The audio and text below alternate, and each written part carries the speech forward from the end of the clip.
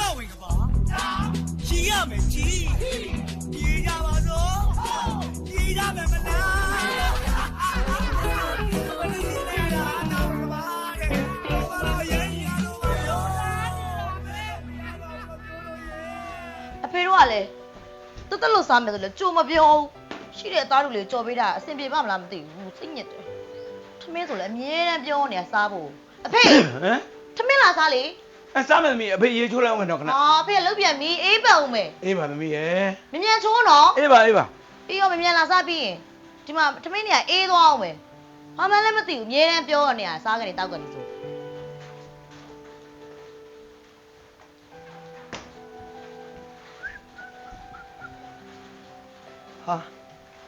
ဟာဟုတ်လိုက်စောစီဘရိတ်ဘက်ကဘာလေးတွေစီမံဖော်ဆက်ထားပါလိမ့်အဲ့လေဘီယာကြောလားဟုတ်ပါအသားလူတွေကကျွတ်တော့ကိုဘောဆောက်ဘာလုပ်ရလဲစားနေရလေဘရိတ်ဘက်ဒါ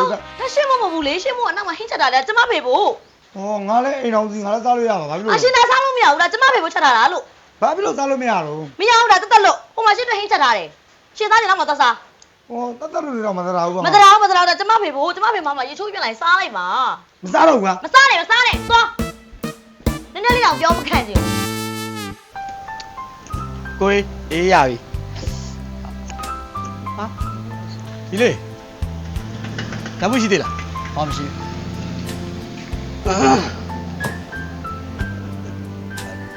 ကျေးဇူးပါဟာချိုးပြရပြီလား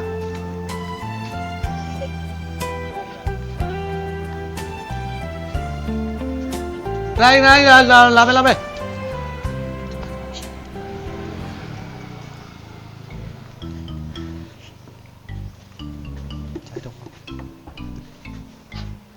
အဲ့လေလမ်းမှာပြောထားတဲ့အတိုင်းပဲနော်စိတ်ချမယ်နော်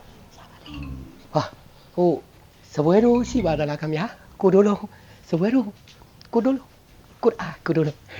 ဟေ့ဘေးလုံးစားလဲကောက်ချောက်ခွင့်လို့ဘာဖြစ်နေကြလဲအဲ့တော့ပေါင်ကြည့်လို့ချိန်မပြောပါနဲ့ပေါင်ဝင်ချင်ကြမော်ဆိုးလို့ပါတူဘာဖြစ်လို့တူပြောကွာစကားတယ်လေဘာမှမကြောက်နဲ့နော်ကိုရှိရနော်ဟိုတယ်လေအဲ့ဆိုရင်ကိုမှားလိုက်တော့မယ်နော်မှားလေဟေ့ဘေးလုံးပြင်ပြောပါကွာငါကြောက်လာပြီဘာဖြစ်လဲမဖြစ်ပါဘူးတူပြောစကားကိုအကျဉ်းမပြောငါနားတွေဦးနေလို့ပါကွာဟိုဒီလိုကွာဟိုလက်ဖက်ရည်မှာလက်ဖက်ရည်ကချိုစိတ်ပြက်လဲမူးနောက်ကျွန်းပြန်အဲ့ဒါလေးတစ်ခွက်အဲ့ဒါတစ်ခွက်ကိုသူကဘယ်လိုလဲဆိုတော့ကွာဟိုအကြရည်လေးဘာလို့ပုံမှန်တစ်ခွက်တည်းကိုထည့်နေတစားထည့်တယ်မှာဟုတ်တယ်လေနှစ်စားထည့်လိုက်နှစ်စားထည့်ပြီးတော့ဟိုစေတနာရှိတယ်ဆိုရင်တော့ကွာတကြားလေးတစ်စုံသုံးစုံလောက်ပေါ့ကွာထည့်ဖြောလိုက်ကွာဖြောပြီးတော့ခါကျရင်အဲ့လိုဆွဲလိုက်နော်ဆွဲပြီးသွားရင်ငါမှာတာတစ်ခွက်နော်ဘီလူကလည်းကွာတစ်ခွက်တည်းမှာပြီးရပဲဘာဖြစ်နေရတစ်ခွက်တည်းမှာတာဟုတ်တယ်အဲ့တစ်ခွက်ကိုငါတို့ကနှစ်ယောက်လာတာဆိုတော့ဒီထဲမှာကပ်ပဲကွာဖြစ်ချင်တာအဲ့တော့မင်းခွက်ပုံနေတဲ့ခွက်လေးတွေကိုအဲ့တစ်ခွက်စာလေးတွေကတဝက်စီမင်းအခါလည်းတစ်ခွက်ပဲမားတော့နေရဟိုတူပြောကွာမြက်လဲဟိုဒါနဲ့နေပေါ့ငါမေးကြကြည့်ဟာဟိုငါတငယ်ချင်းတွေဆိုင်ကိုလာသွားသေးလားမနေ့ကတော့စားတော့ပြန်သွားကြပြီအခုမရှိဘူးလေဘာလို့မနေ့ကပဲလာလားဟာလေခုမနေ့ကလာဆိုအခုလာတော့မှမဟုတ်တော့အခုတော့မရှိဘူးအဲ့ဒါသူပြီးတော့ခဏလေးဟိုတယ်လီစားစရာဘာစားဘူးကိုကလည်းလမ်းမှာပြောထားတဲ့အတိုင်းပဲဒါလေအေးဟိုကဒါရလာလေအဲ့တော့မရောဘူးလေဖေဘာမှမရောအောင်ပါလေဘာလို့မင်းကဘာပြဟိုအေးကြကွေးဆိုအေးကြကွေးထည့်ပြောလေကွာအေးကြကွေးဟိုတချမ်းလောက်ရောင်းပါလားလို့အေးကြကွေးကတစ်ချောင်းရောင်းတာလေနှစ်ချမ်းပါလေမရဘူးလေတစ်ချောင်းဆိုတစ်ချောင်းပဲရမှာလေဟိုနှစ်ချမ်းဖို့မတက်နိုင်လို့ကွာတချမ်းရရမင်းစားမစားနေဝယ်ကျွေးနိုင်လားမကျွေးနိုင်လည်းနေမှန်ပါလေရပါတယ်အဲ့ဆိုလေတချောင်းဆိုလေတချောင်းအေးပြအဲ့ဆိုနောက်ချိုးပြနောက်ကျုံးမြက်လေးကိုလေခွက်လေးနှစ်ခွက်ခွဲပြီးရဟုတ်ကဲ့လူတွေလာတွေ့ရခဲ့တချောင်းပဲပြီလို့နော်အေးမြန်လေးဟေးမြန်လေးနော်နောက်ချိုးပြတဲ့မျိုးစားမယ်နော်ချော်လိုက်တော့ကွာမြန်လာပါကွာကဲဒါအီကြာကွေးဒါမင်းတို့မာထားတဲ့တစ်ခွက်သေးကိုနှစ်ခွက်ခွဲခိုင်းတာချိုးကျဲကြီးချိုးဖြစ်လေဒီရတယ်တစ်ခွက်သေးကိုတယောက်သာဖြောတော့မှာကျဲပြီပေါ့ကွာတော့ဒီမှာမင်းတို့တောင်းနေကြတာနှစ်ခွက်နော်လေပါကျိုးသားအောင်လို့စီကပါနေနည်းနည်းပုံပြလာတာပေါ့ခွက်တယ်နော်အဲ့တော့ဒီက တခွက်ရသွားပြီနော်မနေဘူးလားတခွက်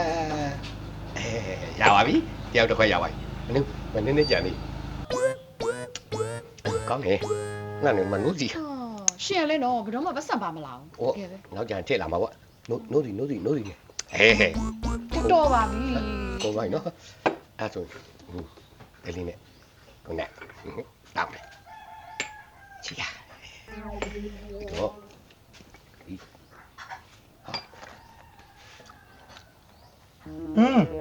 ကော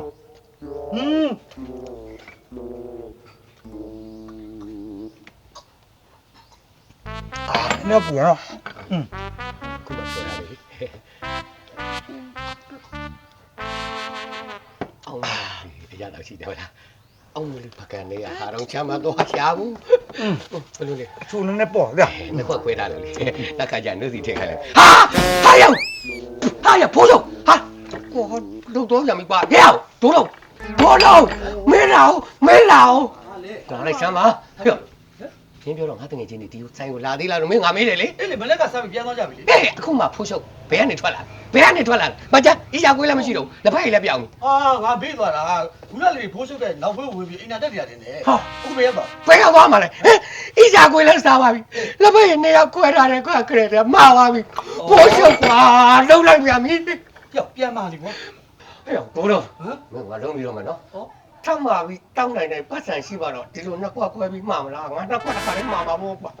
ဖိုးချုပ်လက်ဖက်ရည်ကွာဟဲ့ငါဆိုင်ကိုမတောင်းပြန်နဲ့တေးပါပြီပါ 毛， မောင်လို့ 哪路， မောင်လို့ 好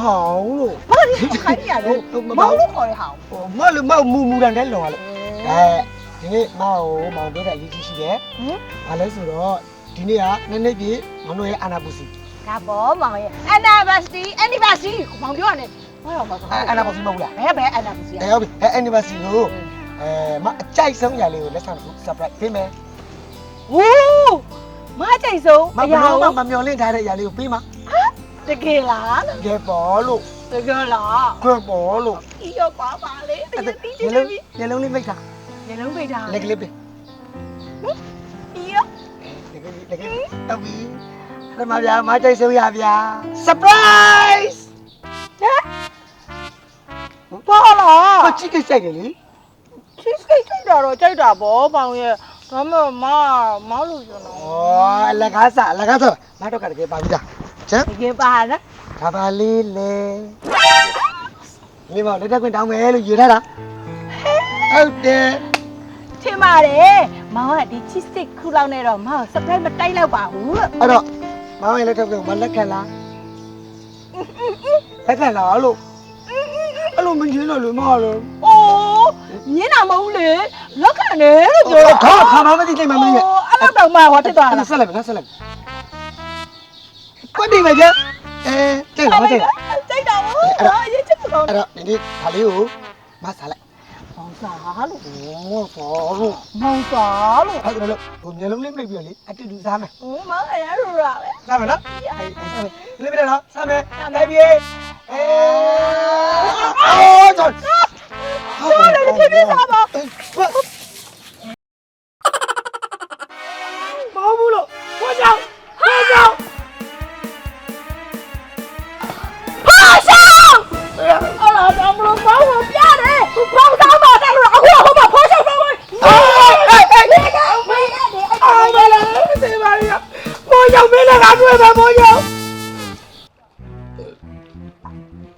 အားကြီးတယ်မိမဘလို့ဘဝရေစက်နဲ့လာဆုံမှန်းပြီဘယ်လိုလဲအေးကောတပိုင်းတော့ပြောပါ တောင်းလိုက်ဖြစ်တောင်းနေအောင်နားမကြည့်တော့ဘာလို့တောင်း ဘုရားပါပြော ငါကပြောလို့ပြောနေ တာ ငါကပြောလို့ကိုတော့ လောက်မှုလဲခုတည်းကမပေးရသေးဘူးမင်းပေးပါမယ်မင်း ဒီရဟုတ်တယ် ပေးပါပါဝါအခုလောဆယ်မင်းသိရတာနဲ့အာမင်းမနဲ့ငါနဲ့ဒီဘက်မှာသိစင်းပြတာကိုခဏခဏစကားများတာမင်းနှလုံးမိုးရဲမလားဒီဘက်ကြီးတော့နှလုံးနဲ့ဟုတ်တယ်မလား ဟာပဲ အေးပြီးငါပေးမယ်အခုတော့ငါတပိုင်းအကျွတ်မှထားလိုက်စင်းနေတဲ့ထားလိုက်လာကွင်ပေးမယ်ကွာ ပြငါကျွေးမတောက်တော့ငါတလုံးပေးအောင်ဒါကောင်တော့မကြော်နဲ့တော့ရ ပေးပါ လုံးရ ရမယ် ကိုယ် ဟောလေဘိုးချုပ် ကျွန်တော်တင်ကြတယ်ခင်ဗျားမိမနဲ့ခင်ဗျားမနဲ့စိုးစီရန်နေကြလို့ဆို မပြောချင်တော့မဟုတ်ကွာငါပြောရင်ငါဒေါသတော့မှာငါတကယ်ဒီမိမနဲ့ဘယ်ဘဝရေးစမ်းနဲ့စုံနေမှမသိ အဲ့ဒါပဲကိုယ်နော်အိမ်တော်ကြီးကံမကောင်းကြကျွန်တော်လည်းမိမနဲ့စိုးစီစကားများလားသူ့ဖေစားမဲ့တက်တက်လွယ်ဟင်းလေးကိုကျွန်တော်ယူစားမိလို့တယ်ဗျာအိမ်လည်းမရှိတာ မိမနဲ့တကယ် ကျွန်တော်စိတ်ညစ်လား လောက်ပင်မန်းတယ်အပြောပြမယ်ကွာငါပင်မန်းတယ်ကွာပင်မန်းငါလုံးလုံးတယ်အဲ့ဒါပြန်လာလို့ရှိရင်ဘလို့ပဲဖြစ်ကိုမိမချက်ထားတဲ့သမီးလေးတော့ငါကောင်းအောင်မစားခြင်းတယ်ကွာအဲ့တော့ငါ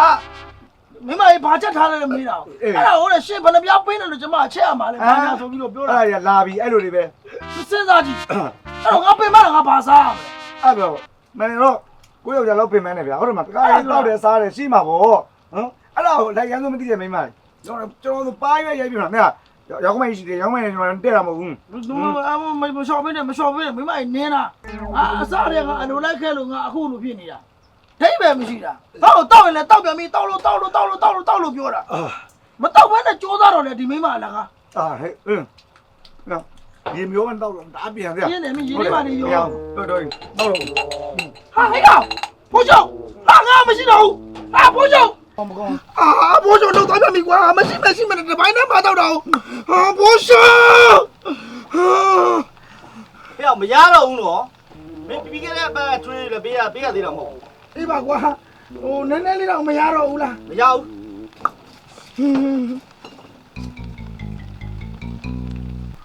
တော့ငါတာမယ်နော် ထိုင်မောတကယ်ကြီး မင်းငါပြောချင်တာမင်းငါ့ကိုမတနာဘူးလားကွာအမေမအနေရှိသေးပဲငါ့ကိုအရက်တောက်လို့ဆိုပြီးတော့နေ့တိုင်းပြောတယ်ကွာငါစားကောင်းတော့ပဲလည်းမစားဘူးငါပင်ပန်းတဲ့ဒီမိမငါ့ကိုအနိုင်ကျင့်တယ်ကွာတကယ် မငုံနဲ့မင်းကလည်းစကုံငါနားလေပြောတကယ်ကြီးအယောသမားချင်းကိုရင်းစားပြော ရှိတယ်တောက်ငါသိတယ် အေးပါ မင်းငါ့ကို ပြောမလီစာဖြစ်တောက်သေးဝအောင်မယ်ဒီလို ဒီအရက်ပူတာငါကြီးနေအမှုမထိန်အောင်တကယ်ကြီး အေးတော့ ငါဘယ်လောက်ရင်ထဲမှာပူလောင်နေလဲဆိုမင်းမသိဘူး ဒီပါတယ်ကွာမင်းလည်းမဘလောက်ကူလုံးလို့ ဒီအရက်ကငါ့ကိုသစ္စာရှိတယ်မိမ ဖြစ်တော့ရောက်နေအောင်မယ်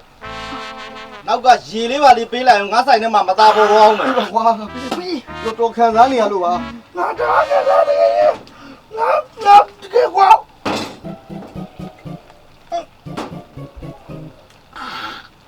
ပြီး တော့ခံစားနေရလား ငါမချင်တော့ဘူးကွာဒီမိမငါသာတာသွားရှာမယ် အေးပါကွာရှာတော့တလုံးမပေါ်နိုင်ဘူးဒီကောင်လုံးဝပြန်ပြီကွာဒုက္ခပါပဲဟေ့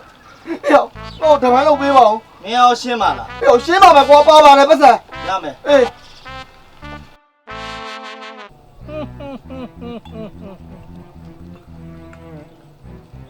အရက်ကလေးနဲ့ကြက်ကြော်လေးနဲ့အရက်ရဲ့ကြက်ကြော်ရဲ့အရက်ကလေးရဲ့ကြက်ကြော်လေးရဲ့အာကားပါစက်လူပြာကျော်နှပ်ပြီးကွာ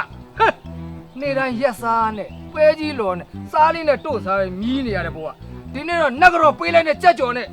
မြည်ရပြီဟာအာမွေးနေတာပဲကွာအရက်ကလေးနဲ့ကြက်ကြော်လေးနဲ့ကြိုင်လိုက်ပြီ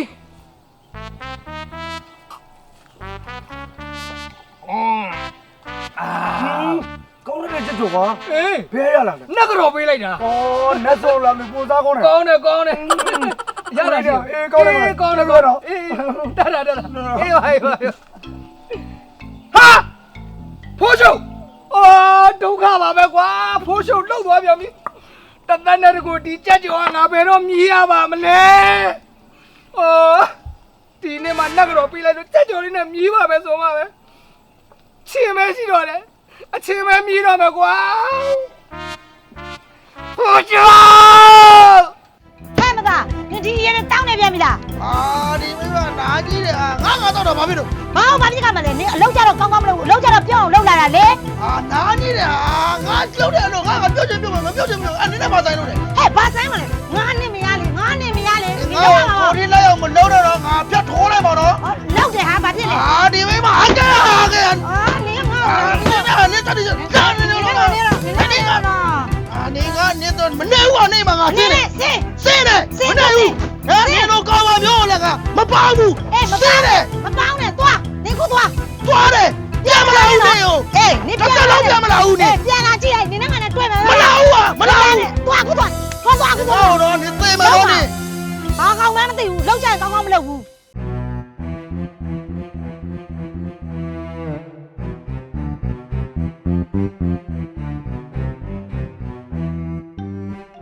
ဟာကိုဝိုင်းလေ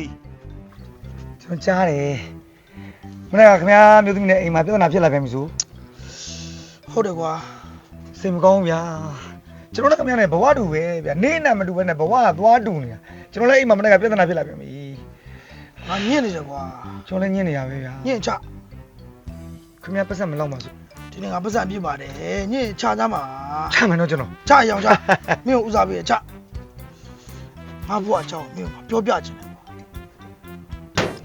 ဒီနေ့ငါတောက်တဲ့အရက်က ဟုတ် ငါဘွားတဲ့နောက်ဆုံးပဲရအောင် အာခင်ဗျားရက်ဖြတ်တော့မလို့လား ရက်ဖြစ်တာမဟုတ် อืม မင်းကငါပြောပြမယ် อืม မနေ့ကငါအလုတ်သွားတယ်အလုတ်သွားတော့အလုတ်ရှင်ငါ့ကိုအလုတ်ထုတ်လိုက်တယ်ကွာ ဘွာရက်ခါလိုက်တာဗျာ မင်းစင်းလာ အရက်တော့ခါသေးဒီနေ့ရဖို့ခါနေတယ်လို့ပဲ အဲ့ဒါငါအိမ်ပြန်လာတယ် ဟုတ်ကဲ့ ငါမိမများငါ့ကို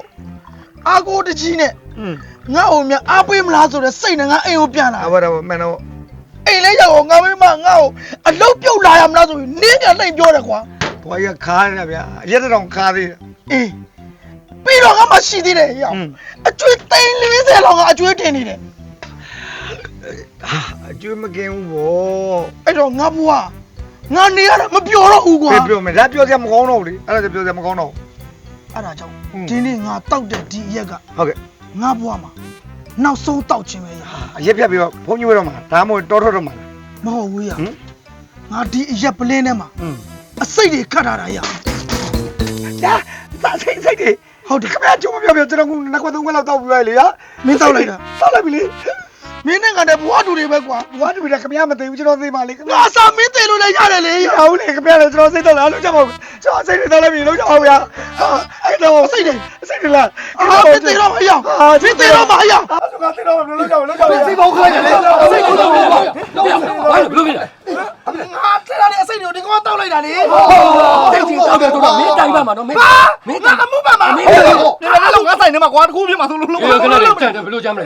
ဘယ်မှာဒီလိုလို့ဟိုအစိတ်တောက်တွေထွက်ဖို့ဆိုရင်ခွေးတွေကြောင်နေတော့မှအစိတ်တောက်ထွက်ဖို့ဆိုရင်ပေါ်ပင်မက်တွေဗတ်တဲ့ကိုထိုးထည့်လိုက်ဟဲ့အဲ့ပြန်အထွက်လာရင်စိတ်ကြောက်ဟောဘာဖြစ်လို့ကစင်းပြီးတော့ရေးတယ်လေဟော ပြမလို့မရှိတာကောင်းမရှိတာဟောငါအရက်ဆိုင်ဘလို့ရှိမှာလဲ ရှားကြောက်ရှိတယ်မင်းကောင်သွားမီးရမင်းကောင်သွားယူခဲ့မဲလို့ရှိတယ်နော်ဟဲ့ပစက်ပြဲဟဲ့မင်းမရှိတာနဲ့နော်ပစက်ကိုအေးပြဲဟုတ်တယ်ဟုတ်ပြီအကောင်ထဲပါဟုတ်ပြီအစိတ်ဆုံးတယ်ကွာကြည့်ထွက်လာလားမရသေးဘူးမရသေးဘူးဟုတ်တယ်လေမရသေးဘူးဟိုခွေးတွေကြောင်နေဆိုရင်တဲ့ခွေးတွေထောင်းပြီးတော့တိုက်လို့ရှိရင်အစိတ်ပြင်းနေပြောတယ် အေးရောက်ရှိတယ်မစိုးရောက်ရှိတယ်ပဲ အစိတ်ကအတူတူပဲအစိတ်ကိုအရေးကြီးတယ်ကွာ အစိမ်းကစိုးရကမလွယ်ဘူးလေကွာဈေးကပိတ်နေပြီဟဲ့အစိမ်းအောင်ရှိတယ် ရွက်ပြင်း ငါသိပြီရောက်နေငါသိပြီအရက်ဆိုင်ပေးနေမှာတရက်ပင်နေအများကြီးမတော့ဘူးလေ ဟဲ့ရလာဖိုးကြောက်ခင်ဗျာ ညိုအောင်နဲ့အန်ကုန် မမကော်ဖီမတင်ကလေးအစိမ်းမပူနဲ့စိတ်လာလာလာ ဟဲ့ဝေးဆုံး ဟောငါဆိုင်ကရက်ဆိုင်ကွာဘလို့ငါဆုံးရှိမှာလဲကွာ ကွာတယ်ကွာတယ်ကွာ တန်းနေတော့ညဝါမဝိုင်းမတင်မှာတော့ဟဲ့ဝါ ရေတော့ဝါ ရေထွက်ပြီလားရေထွက်လားဖတ်တယ်ရေထွက်လာတော့ဟဲ့ရေထွက် ရောက် မရဘူးထွက်သွားပြီမရဘူး အရင်မတော့အဖတ်တွေပဲတော့ ဘယ်လိုလုပ်မလဲဘယ်လိုလုပ် ဘယ်လိုလုပ်ကြပါလဲလို့တေဝါတယ် နေလာဘယ်လိုလုပ်လဲနေအားပဲဆောင်းတော့တာကြောကိုနာနာထုလိုက်အဲ့ဒါဆိုအစိတ်တွေပြန်ထွက်သွားတယ်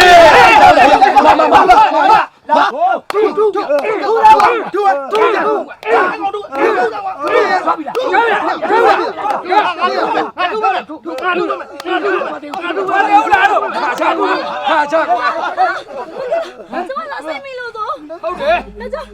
ကျမရောက်သေးတော့မလား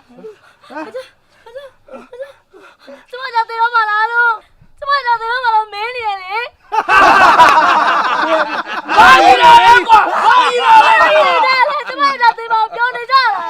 ရှင်းကြလားရှင်းကြလား တော့ပြတယ်ကွာရောက် ဒီမှာဟဲ့နင်းယောက်ျားအခုတော့တကယ်မသိဘူးအေးနောက်တစ်ခါသူများစားဦးစားပြားတွေကိုဇိုးဇိုးဆက်ဆက်နှိုက်စားရင် အဲ့လိုတကယ်သေးမှာအဲ့လိုသူများဟာတွေကိုစားတော့ငါတို့ပေါင်းပြီးနေအောင်ကြောက်ဝိုင်းပြီးတော့ပညာပေးလိုက်တာမှတ်ပြီလား ဟုတ်တယ် မသေးဘူးဟမ်ဖေရ မသေးတော့ဘူးပေါ့နော် မင်းမှတ်ပြီလားမင်းမှတ်ပြီလားနောက်တစ်ခါငါတို့ဟာတွေကိုဇိုးဇိုးဆက်ဆက်နဲ့ယူစားအောင်ပါလားရ ကျုံမစားမအောင်ဗျာ